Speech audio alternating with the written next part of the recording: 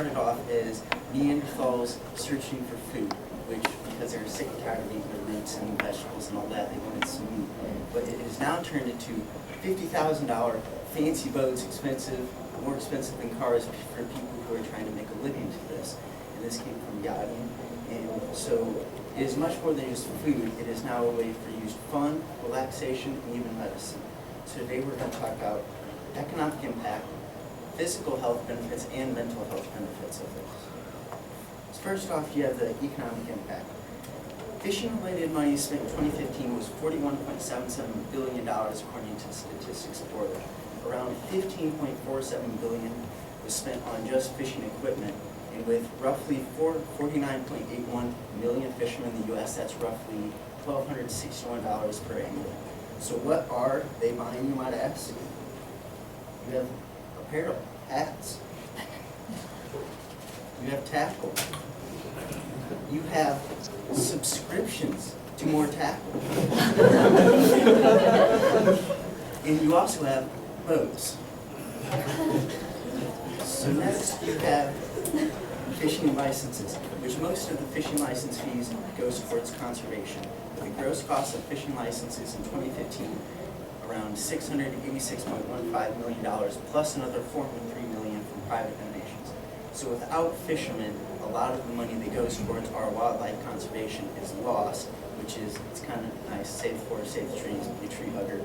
And so you also have the amount of jobs the fishing industry supplies. According to the American Sport Fishing Association, it supplies up to 1 million jobs countrywide.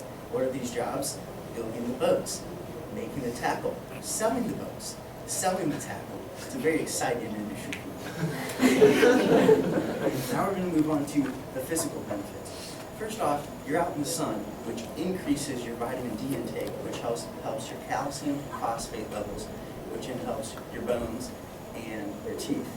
It also, sun has helped to reduce depression, which, as we know in the winter, people are more depressed, less sun.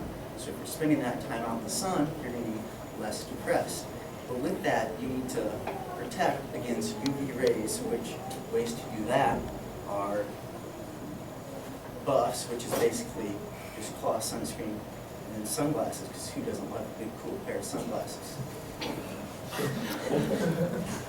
You also have, it helps your fitness. How does this do this, might you ask? Well, depending on if you're either sitting in a boat or walking, wading in the stream, you can burn between 200 calories to 500 calories per your day of fishing. It also moves different muscles that you might not do. Because of the constant casting and or reeling and or walking in search of the fish to catch, you are moving around, and it's better than sitting in front of the TV moving your thumbs. Next is, it helps your dexterity. When it comes to baiting your hook, you don't want to hook yourself, because then you go to the hospital, big mess, and blood, and no blood. You also have tying knots. You need to tie the knot correctly, otherwise you just wasted 30 seconds of your time. And if you want to spend sitting doing a monotonous task, or you want to be doing something that you're out there to do. It also, the casting, reeling, and working of the bait helps your hand-eye coordination, because you want to cast where you want to cast. Otherwise, once again, you might not be catching fish, and why fish if you can't catch a fish? Moving on to the mental health benefits, which are probably the most important out of fishing for most people. First off is you have bonding, which a lot of people, according to Joel Earnhurst, who has a career in fisheries, state, and as the years went by, it became less about the catching of the fish, and more about the time I got to spend with my dad. And this came from the New York State conservationist. And to him, he learned the older he got, it wasn't about the catching the fish, which everyone thinks it's about, but it became about building memories and lifelong memories that you can pass down through this tradition of fishing. It is also a great way to de-stress, because being out in the outdoors causes you to be more relaxed and calm. It also gets you away from your everyday life and grind, because you get away from the work and you get to look forward to that one thing that you either do on the weekends or whenever you have your free time. And this came from the Tip Top lifestyle. Another great thing is it can help lower PTSD symptoms for anyone who is a sufferer. Most common is warriors on the water is an organization that for current and veterans of the armed forces, and it gets them out and about and kind of gives back to the armed forces community. And with a 2009 study, it said it lowers PTSD symptoms by improving the mood of sufferers.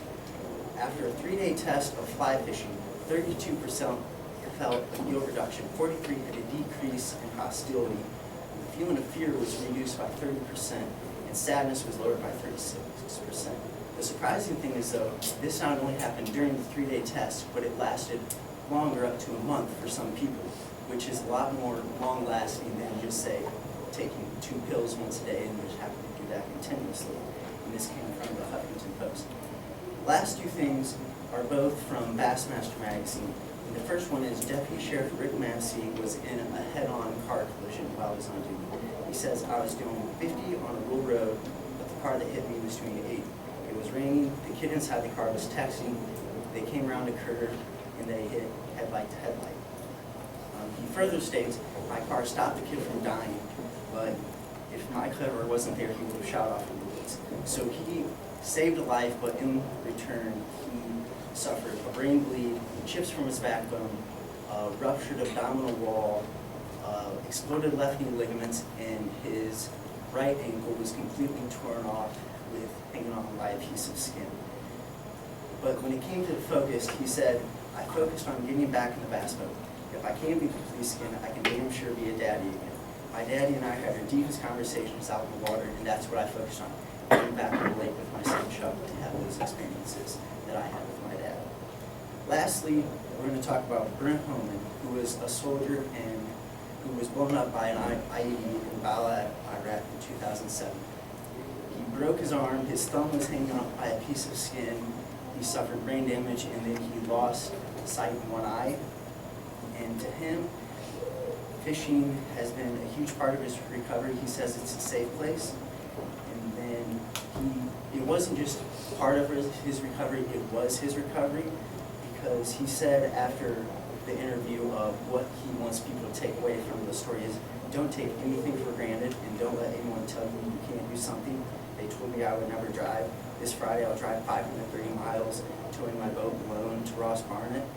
And they told me I would never fish, and now I fish Bassmaster Central Opens, and just find the joy in everyday life, is what he says. So this kind of just shows that he took from what his life was, protecting his country, and kind of strived to do something that he said he couldn't do, and that he loves to do, which is his safe place, and that's fishing out in the water. So in conclusion, we have figured out fishing is a very powerful thing, from an economic power of people who love stuff to mental and physical health benefits. So overall, it went from this food to massive stuff that no one ever would have thought of it. So what could fishing do for you?